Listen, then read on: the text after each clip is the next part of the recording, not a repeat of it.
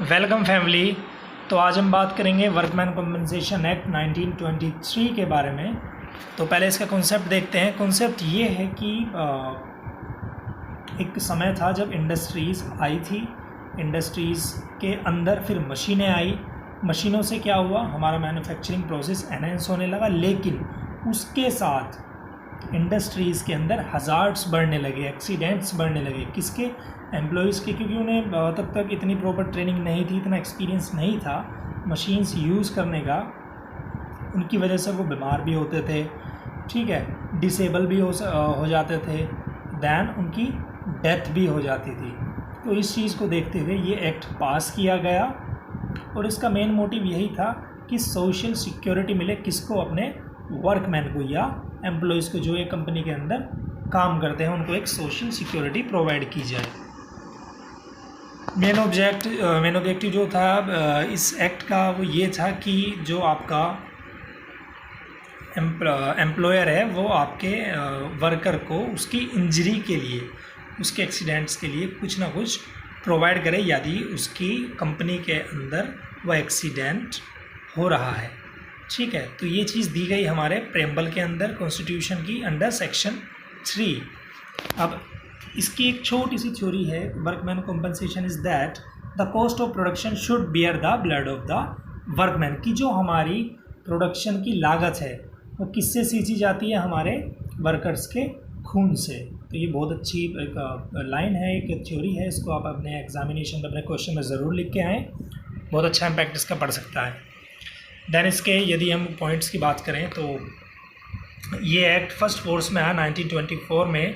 Then इसको extend किया गया, बढ़ाया गया, फैलाया गया पूरे देश के अंदर। 1923 में ये बनाया गया, लेकिन जो एक्सटेंड किया गया पूरे देश में 1924 में। और इसका जो लेटेस्ट अमेंडमेंट हुआ, जो इसका लेटेस्ट संशोधन हुआ, इसका नया कॉन्सेप्ट इसमें इंक्लूड किए गए, वो किए गए थे 1995 के अंदर। अब इसमें हम देखते हैं कि एम्प्लॉयर जो मालिक है उसकी कुछ लाइबिलिटीज़ हैं कंपनसेशन के रिगार्डिंग, और वो ये है कि यदि आपका जो वर्कर है वो इंजर्ड हो रहा है या किसी एक्सीडेंट को फेस करता है अपनी ड्यूटी के समय, अपनी एम्प्लॉयमेंट पे, तो एम्प्लॉयर क्या है? एम्प्लॉयर बाध्य है कि उसके लिए पैसा पे करे, उसके लिए वो कंपनसेशन पे करे अपने वर्कर को। और फिर नेक्स्ट पॉइंट है कि एम्प्लॉयर जो है वो कब लायबल नहीं है कंपनसेशन देने के लिए। तो इसके कुछ पॉइंट्स हैं कि worker got recover from his injury within 3 days. यदि आपका जो वर्कर है वो अपनी इंजरी से 3 दिन के अंदर अंदर रिकवर होकर वापस काम पे आ जाता है, तो एम्प्लॉयर की कोई ज़रूरत नहीं है कंपनसेशन पे करने की।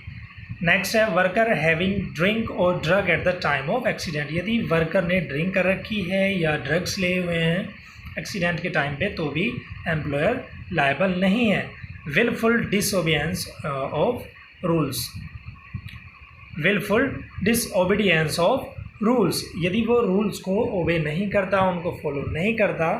एंड देन नेक्स्ट है wilful removal of safety guards, जो उसके सेफ्टी गार्ड्स हैं, जो उसकी सेफ्टी डायरेक्शंस हैं और जो उसको सेफ्टी टूल्स प्रोवाइड किए गए हैं, उनका वो यूज़ नहीं करता, उनको रिमूव कर देता है और उसको चोट वगैरह लगती है या उसको कोई इंजरी होती है, तो एम्प्लॉयर जो है वो लायबल नहीं है, बाध्य नहीं है किसी भी तरह का कॉम्पनसेशन देने के लिए। यदि इसके कुछ फीचर्स की बात करें कॉम्पनसेशन एक्ट की, तो फर्स्ट है in case of employment injury. जब एम्प्लॉयमेंट के टाइम पे इंजरी होती है तो वर्कर को क्या दी जाती है? कॉम्पनसेशन दी जाती है। यदि वर्कर की डेथ हो जाती है तो वो कॉम्पनसेशन उसके डिपेंडेंट्स को दी जाती है। यदि हस्बैंड था तो उसकी वाइफ को या फिर उसके फैमिली को, बच्चों को। सेकेंड, एम्प्लॉयर टू पे कॉम्पनसेशन। एम्प्लॉयर क्या है? बाध्य है कि वो अपनी कॉम्पनसेशन पे करे 30 दिन के अंदर अंदर। देन है नोटिस। नोटिस क्या है? इंजर्ड पर्सन जो है वो अपना नोटिस भेज सकता है एम्प्लॉयर को यदि उसका कॉम्पनसेशन उसको पे नहीं किया जा रहा। फिर आती है क्लेम की बात। यदि वो क्लेम में उसकी फेलियर रिव्यू, गवर्नमेंट उसको या एम्प्लॉय उसको रिफ्यूज़ कर देते हैं कि मैं इसको क्लेम नहीं पास करूँगा, तो वो क्या कर सकता है? कमिश्नर के पास अपील कर सकता है। और वो कमिश्नर कौन से होंगे? लेबर कम कॉन्सिलिएशन ऑफिसर, उनके पास वो अपने क्लेम के रिगार्डिंग रिफ्यूज़ होने के बाद क्लेम को वो वहाँ पे अपील कर सकता है। ठीक है, तो नेक्स्ट पॉइंट भी ये बताता है कि यदि कमिश्नर भी उसके जो क्लेम है उसको रिफ्यूज़ कर देता है तो वो अपील कहाँ पे करेगा फिर? हाई कोर्ट में। किसके अगेंस्ट? कमिश्नर के अगेंस्ट। और फिर लास्ट पॉइंट आता है रिकवरी, फिर उसकी क्या हो जाएगी? अमाउंट की रिकवरी। जब हाई कोर्ट उसे ऑर्डर देगा कमिश्नर को तो कमिश्नर क्या करेगा? उसकी रिकवरी अमाउंट को पास करेगा। तो होपफुली अगर इसको देखें तो बहुत अच्छा कॉन्सेप्ट है वर्कमैन कॉम्पेंसेशन एक्ट HRM के अंदर। आप इसको अच्छे से पढ़ के जाना और अच्छे से एक्सप्लेन करके आना है अपनी शीट के अंदर। Hope you like this and see you next video.